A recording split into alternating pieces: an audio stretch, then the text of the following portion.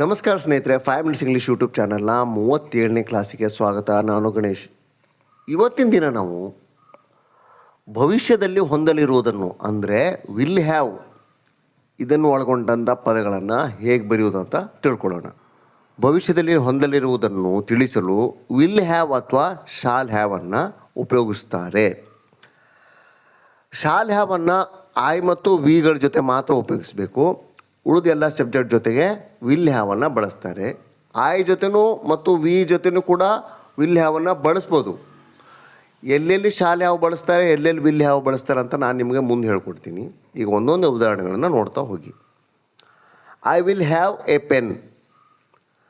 ನಾನು ಒಂದು ಪೆನ್ನನ್ನು ಹೊಂದುತ್ತೇನೆ. ಯಾವಾಗ? ಬರಲಿರುವ ಭವಿಷ್ಯದಲ್ಲಿ ನಾನೊಂದು ಪೆನ್ನನ್ನು ಹೊಂದಿರುತ್ತೇನೆ ಅಥವಾ ನನ್ನ ಬಳಿ ಒಂದು ಪೆನ್ ಇರ್ತದೆ. I will have a job. ನಾನು ಒಂದು ಒಳ್ಳೆ ನೌಕರಿಯನ್ನು ಪಡೆದಿರುತ್ತೇನೆ. ಯಾವಾಗ?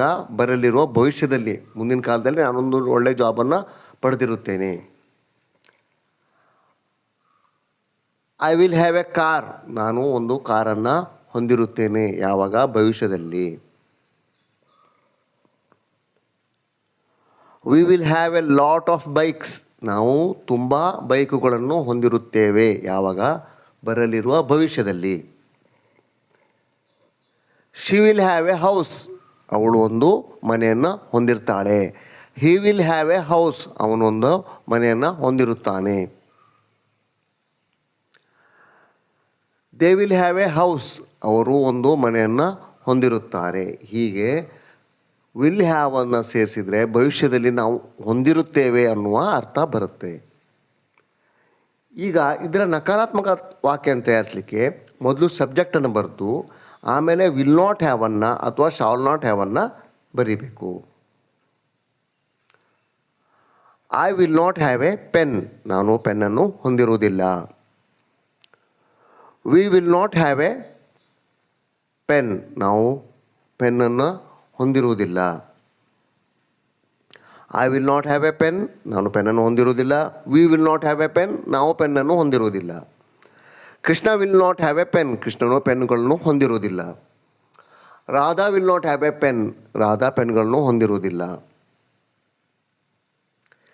ಹಿ will not have a house.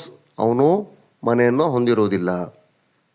They will not have a house. ಅವರು ಮನೆಯನ್ನು ಹೊಂದಿರುವುದಿಲ್ಲ. ಹೀಗೆ ನಕಾರಾತ್ಮಕ ವಾಕ್ಯಗಳನ್ನು ತಯಾರಿಸಬೇಕು. ಇದರದ್ದೇ ಪ್ರಶ್ನಾರ್ಥಕ ವಾಕ್ಯಗಳನ್ನು ತಯಾರಿಸಲಿಕ್ಕೆ ನಾವು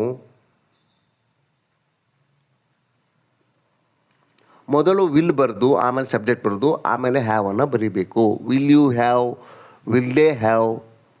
ನೀನು ಹೊಂದಿರ್ತೀಯಾ ಅಥವಾ ನೀವು ಹೊಂದಿರ್ತೀರಾ, ಅವರು ಹೊಂದಿರ್ತಾರ. Will you have a job. ನೀನು ಕೆಲಸವನ್ನು ಪಡೆದಿರುತ್ತೀಯಾ ಅಂದರೆ ಯಾವಾಗ? ಭವಿಷ್ಯದಲ್ಲಿ. Will they have address.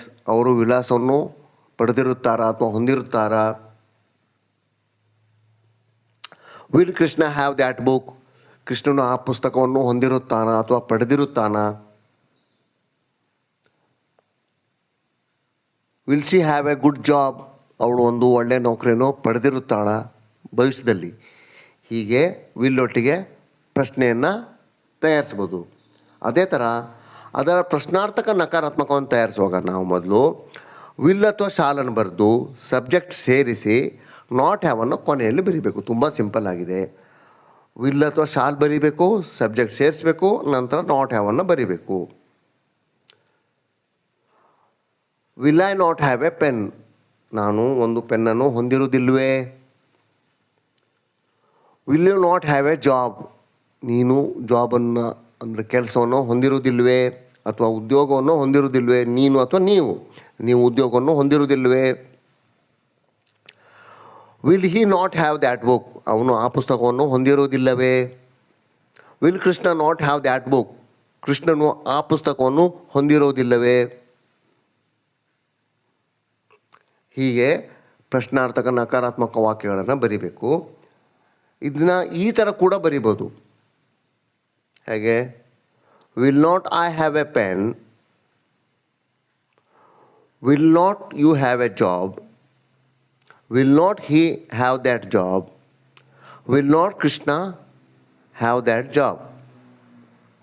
ನಾನು ನಿಮ್ಗೆ ಆಲ್ರೆಡಿ ಮೊದಲು ಹೇಳಿಕೊಟ್ಟಿದ್ದೇನೆ. ಪ್ರಶ್ನಾರ್ಥಕ ನಕಾರಾತ್ಮಕ ವಾಕ್ಯಗಳನ್ನು 2 ವಿಧವಾಗಿ ಕೂಡ ಬರಿಬೋದು ಅಂತ. ಹೀಗೆ ಸುಲಭವಾಗಿ ವಾಕ್ಯಗಳನ್ನು ತಯಾರಿಸೋದನ್ನು ನೀವು ಹೆಚ್ಚೆಚ್ಚು ಪ್ರಾಕ್ಟೀಸ್ ಮಾಡಬೇಕು.